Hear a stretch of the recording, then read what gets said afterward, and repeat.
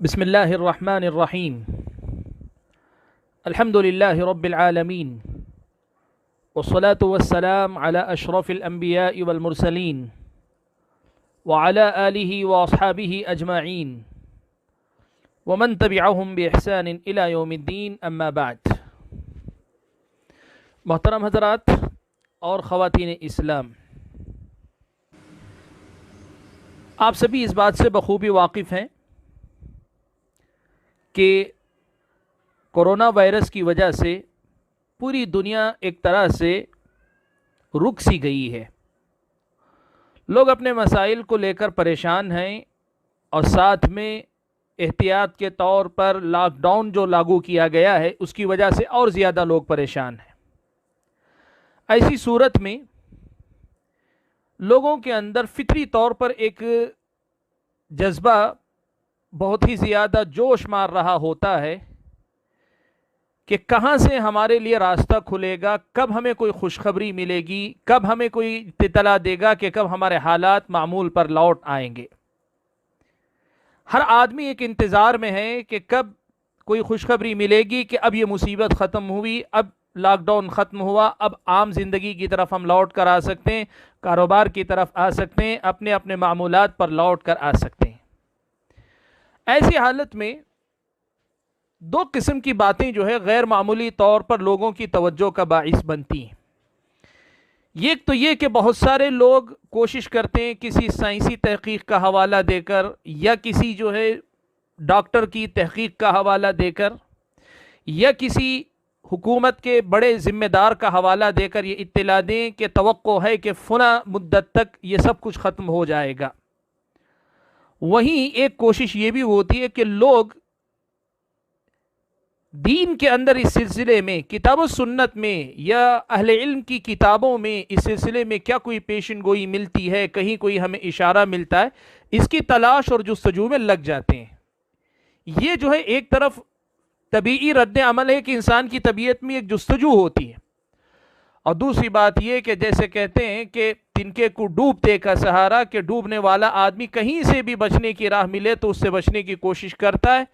تو سامنے والا کوئی بھی ایسی خبر دیتا ہے تو تحقیق کیے بغیر، چونکہ خبر وہ ہوتی ہے جو ہمارا نفس سننا چاہتا ہے، ہم جو سننا چاہتے ہیں سامنے والا ہمیں وہی بتا رہا ہے، اس وجہ سے کوئی بھی ایسی خبر، کوئی بھی ایسی اطلاع، کوئی بھی ایسی بات ہمارے سامنے آئے جس میں یہ بات معلوم ہو کہ ہم فلاں مدت کے اندر انشاءاللہ اس صورتحال سے آزاد ہو جائیں گے، تو سماج بڑی تیزی سے اسے لپکتا ہے، قبول کرتا ہے، لوگوں کے اندر اسے پھیلانا شروع کرتا ہے۔ یہ انسان کی طبیعت اور انسان کی نفسیات کے دو ظاہریں ہیں، دو کئی صورتیں ہیں جو عام طور پر دیکھنے میں آتی ہیں، اور اسی کا نتیجہ ہے کہ سوشل میڈیا پر اس وقت ایک مسئلہ بڑی تیزی سے گردش کر رہا ہے اور لوگ اس کو خوب پھیلا رہے ہیں، اور وہ مسئلہ یہ ہے کہ مئی کے مہینے میں تقریباً دوسرے ہفتے یا تیسرے ہفتے میں یہ بیماری ختم ہو جائے گی، ایسی پیشین گوئی احادیث رسول صلی اللہ علیہ وسلم کے اندر پائی جاتی ہے۔ آپ یہ بات یاد رکھیں کہ اس سلسلے میں پہل تو بات عربی ایک مضمون سے شروع ہوئی تھی، ایک عربی مضمون نگار نے اسی قسم کی بات لکھی تھی، لیکن ہندوستان کے اندر یہ تحریر ایک مفتی صاحب کے اردو مضمون کی وجہ سے زیادہ جو ہے عام ہوئی، یا پیغام زیادہ پھیلا، یا یہ بات لوگوں کے اندر مشہور ہوئی۔ جو لوگ اس مسئلے کو پڑھ چکے ہیں، جو لوگ اس مضمون سے واقف ہیں، ان کے سامنے اس مسئلے کی وضاحت ہے۔ میں اس کی تفصیل میں اب جانا نہیں چاہتا، میں صرف اس نقطے پہ بات کرنا چاہتا ہوں، کیا واقعی ایسی بات ہے کہ حدیث رسول صلی اللہ علیہ وسلم کے اندر ایسی کوئی پیشن گوئی ہے کہ جس کے مطابق مئی کے مہینے میں، یا 12 مئی بالضبط انہوں نے تاریخ لکھی ہے، یا یوں کہیے کہ مئی کے مہینے کے تیسرے ہفتے کی شروعات میں یہ بیماری اس دنیا سے ختم ہو جائے گی؟ کیا حدیث رسول میں اس قسم کی کوئی بات ہے؟ دیکھیے، میں بات آپ کو صاف کر دوں، یہ بیماری ختم ہو ہم سب چاہتے ہیں، ہم اللہ سے دعا کرتے ہیں اللہ تعالیٰ اس مصیبت سے ساری انسانیت کو جلد سے جلد نجات دے دے، ہم رمضان کے مہینے میں عبادتوں کی طرف لوٹ کر آئیں، اس سے بڑی سعادت ہماری کیا ہو سکتی ہے؟ ہم سب کی یہ آرزو، یہ تمنا، یہ خواہش ہے، اور ہو بھی سکتا ہے، اللہ کرے ہو بھی سکتا ہے کہ انہی تاریخوں میں یا اس سے آگے پیچھے ختم بھی ہو جائے، یہ الگ مسئلہ ہے۔ لیکن کیا حدیث رسول میں ایسی کوئی پیشین گوئی ہے کہ نہیں ہے، یہ اصل مسئلہ ہے جس کو ہم اور آپ کو دیکھنا ہے۔ یہ نہیں کہ ہماری خواہش کیا ہے، یہ نہیں کہ کل کے دن جا کے پتہ چلتا ہے کہ واقعی ایسا ہوتا ہے، ایسا ہو بھی جائے تو اس کی وجہ سے مسئلہ نہیں بدلنا چاہیے۔ مسئلہ دلائل کی روشنی میں دیکھا جاتا ہے، دلائل کی روشنی میں دیکھا جائے۔ میں آپ کے سامنے یہ بات رکھنا چاہتا ہوں کہ مضمون نگار نے اس سلسلے میں دو قسم کی احادیث سے استدلال کیا ہے۔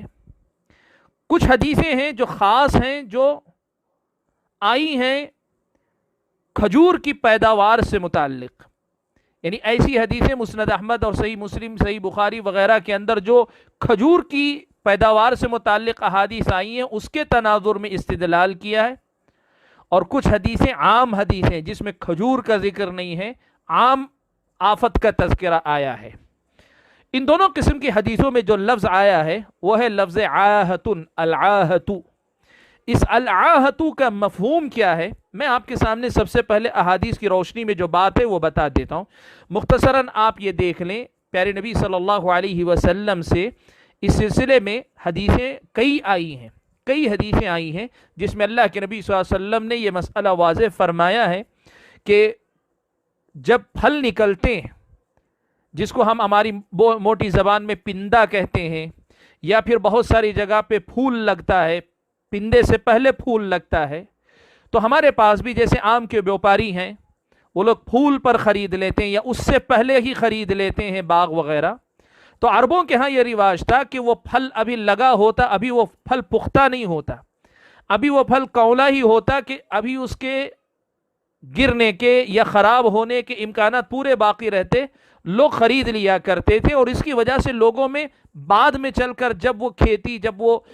کھجور کی پیداوار متاثر ہوتی تو جھگڑے کی نوبت آتی، نقصان اٹھاتے۔ تو نبی علیہ الصلوۃ والسلام نے ایک ضابطہ دیا صحابہ کو کہ دیکھو، تم کھجور کی پیداوار، آپ کے باغ کی جو کھیتی ہے، کھیتی کرنے کے بعد جو کھجور نکلتا ہے، درخت پر لگے کھجور کو اس وقت نہ بیچو جب تک وہ پختہ نہ ہو جائے۔ یہ حدیث کے ایک لفظ میں آیا، حتی تزہو، اللہ کے نبی صلی اللہ علیہ وسلم نے رنگ کے حوالے سے کہا۔ دوسری روایت میں اللہ کے نبی صلی اللہ علیہ وسلم نے ایک دوسرا لفظ استعمال کیا، یعنی پھل کے حتی یبدو صلاحها، وہ قابل بیچے جانے کے قابل ہو جائے۔ الگ الگ الفاظ استعمال کیے۔ وہیں نبی علیہ الصلوۃ والسلام نے ایک لفظ یہ بھی استعمال کیا کہ وَيَأْمَنَ الْعَاهَةَ، وہ آفت سے محفوظ ہو جائے۔ حدیثوں کا سیدھا سا مفہوم یہ تھا کہ نبی علیہ الصلوۃ والسلام نے پھلوں کو بیچنے سے منع کیا قبل اس کے کہ وہ پھل بیچے جانے کے قابل ہو جائیں۔ فصل تیار ہو اس کے بعد میں بیچو، نہ یہ کہ ابھی پندہ لگا ہو، پھول لگا ہو، بلکہ پھول نہ لگا اس سے پہلے بیچو۔ اس سے اللہ کے نبی صلی اللہ علیہ وسلم نے منع فرمایا۔ بہت سیدھا سا مفہوم تھا کہ یأمن العاہہ، یہ جو آفت سے محفوظ ہو جائے۔ اس کی تفسیر حدیث کے دوسرے الفاظ خود کر رہے ہیں کہ وہ پھل پختہ ہو جائے، وہ پھل جو ہے پختہ ہو جائے، یہ اللہ کے نبی صلی اللہ علیہ وسلم کا مقصود تھا۔ مسند احمد کی روایت میں یہ الفاظ آئے ہیں کہ نبی علیہ الصلوۃ والسلام کی اس حدیث کو حضرت عبداللہ ابن عمر رضی اللہ تعالی عنہما نے جب بیان کیا تو سننے والے لوگوں نے پوچھا، ابا عبد الرحمن، اے ابو عبد الرحمن، یہ جو آہا جو ہے، مصیبت چلی جائے، اللہ کے نبی نے کہا نا آفت سے محفوظ ہو جائے، اس کا مطلب کیا ہے؟ تو حضرت عبداللہ ابن عمر رضی اللہ تعالی عنہما نے کہا طلوع الثریہ، ثریہ ستارے کا طلوع ہونا۔ تفصیل میں گئے بغیر مختصر آپ کے سامنے بتا دوں کہ شارحین نے لکھا ہے کہ ثریہ ستارے کا طلوع ہونا یہ جو ہے اہل علم کے نزدیک موسم کے اعتبار سے، عرب کے موسم کے اعتبار سے یہ وقت کی تعیین تھی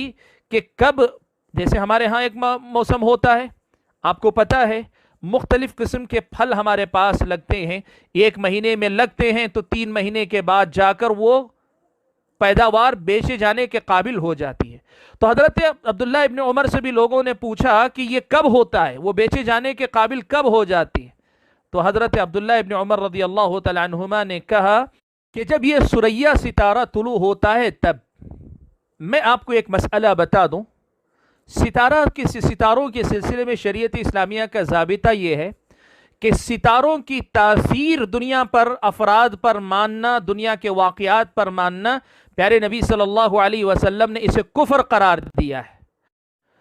लेकिन सितारे जो मखसूस मौसम में तुलू होते हैं, उनके तुलू होने पर मखसूस मौसम के तुलू होने का अंदाज़ा लगाना कि भाई फलां सितारा तुलू हुआ है तो अब ये मौसम शुरू हो रहा है, फलां सितारा अब वो गायब हो गया, नज़र नहीं आता है तो ये मौसम ख़त्म हो रहा है, या फिर रात के वक्त में फलां सितारा तुलू हो तो अब जो है तुलू फजर का वक्त करीब है वगैरह। ये जो चीज़ें इस्लामी शरीयत की नज़र में जायज़ हैं। तो हज़रत अब्दुल्ला इब्ने उमर रज़ियल्लाहु तआला अन्हुमा ने भी वही मामला किया। ये बताया कि जब ये सितारा तुलू होगा सुरैया तो उस मौके पर गोया वो मौसम शुरू हो जाता है जिस मौसम में फल पुख्ता हो जाते हैं। ये हज़रत अब्दुल्ला इब्न उमर रज़ियल्लाहु तआला अन्हुमा ने बताया। मज़मून निगार ने इस सिलसिले में क्या किया है, इस हदीस की शरह करते हुए दो चीज़ों पर दारोमदार रखा। एक तो ये कि ये हदीस वहाँ जो मक्के की वहाँ जो अरब की पैदावार थी खजूर, उसको लाहिक होने वाली जो बीमारियाँ या बीमारियों से बढ़कर भी फल पुख्ता न होकर कच्चे फल को बेच देने का जो मौसम था, उस मौसम के इख्तिताम की जो बात हज़रत अब्दुल्ला इब्न उमर रज़ियल्लाहु तआला अन्हुमा कही थी, उसको आम कर दिया हर आफत के लिए। ये कह दिया कि दुनिया में कोई भी आफत आए तो उसकी ख़त्म होने का यही वक्त है जब सुरैया सितारा तुलू होता है, और वो मई के महीने में होता है। ये मसला नहीं है कि वो मई के महीने में तुलू होता है कि नहीं होता है। इस सिलसिले में फलकियात के माहिरीन ने ये बात कही है अपनी जगह पे, लेकिन मसला ये कि उसके तुलू होने का ताल्लुक लोगों के बीमारियों के खात्मे से है, ये मसला असल में समझने का है। मज़मून निगार ने इस सिलसिले में दो बातों का के सहारे अपने इस दावे को साबित करने की कोशिश की है। एक तो ये कि इमाम कुर्तुबी, समआनी या साहिब फैज़ुल क़दीर वग़ैरह इन जैसे उलमा का नाम लेकर ये बताया है कि इन शारिहीन ने ये कहा है कि ये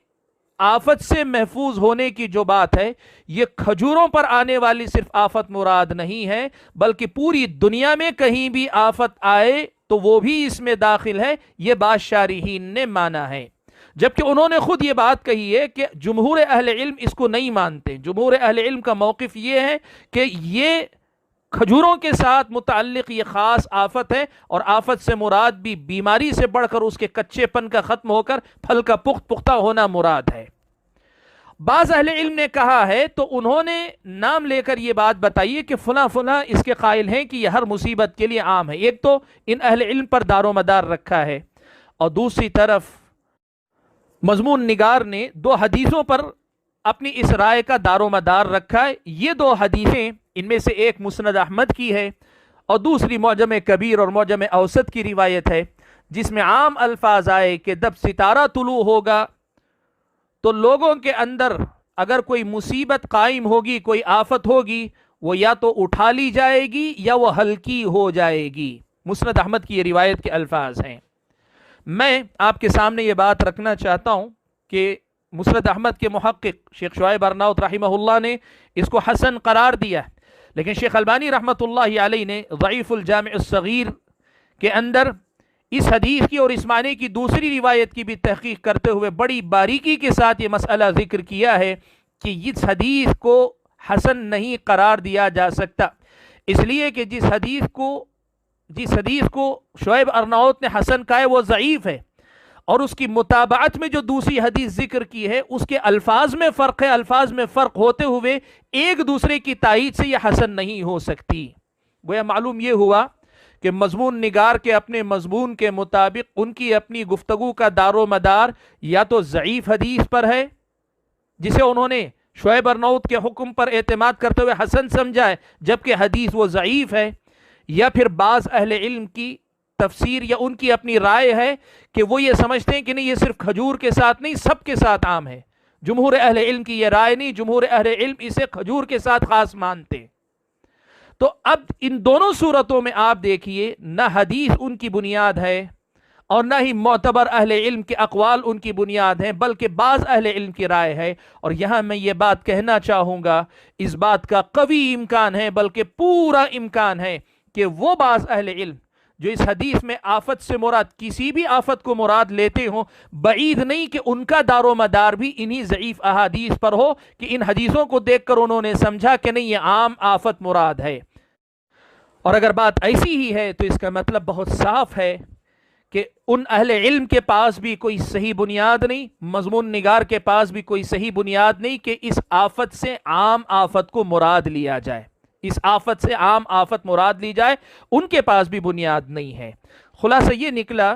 کہ اس مضمون کا کیا مطلب جو لیا گیا ہے کہ مئی کے مہینے میں یہ آفت ختم ہو جائے گی، اس سے یہ مراد نہیں ہے۔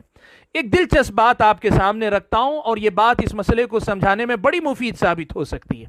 اور وہ یہ ہے کہ اسی پس منظر میں ایک صاحب کا سوال یوں بھی آیا کہ کیا ہم ان دنوں پھل خرید کر کھا سکتے ہیں، یعنی ان دنوں پیدا ہونے والے پھل خرید کر کھا سکتے ہیں۔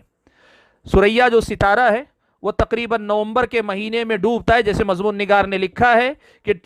نومبر میں ڈوبتا ہے اور مئی کے مہینے میں طلوع ہوتا ہے۔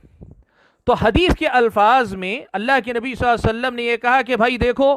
تم یہ جو ہے اپنی پیداوار نہ بیچو، اپنے پھل نہ بیچو جب تک کہ یہ مصیبت ختم نہ ہو جائے۔ تو اس کا مطلب یہ ہوا، سوال کرنے والے سائل یہ پوچھ رہے ہیں کہ اس کا مطلب یہ ہوا کہ نومبر سے لے کر مئی کے مہینے کے درمیان جو پھل پیدا ہوتے ہیں ان کا کھانا جائز نہیں ہوگا، یا کم از کم جو ہے صحت کے لیے نقصان دہ ہوگا۔ کیوں؟ اس لیے کہ اگر حدیث عام ہے، اگر حدیث کا مفہوم یہ ہے کہ یہ عام ہے، وہ عرب کے موسم کے ساتھ خاص نہیں ہے، اور آفت سے مراد بیماریوں اور وبا ہے، تو اس کا مطلب یہ ہوا کہ سوریا ستارہ جب تک آسمان سے غائب ہے تب تک پیدا ہونے والے پھلوں کے اندر آفت ہونے کا امکان ہے،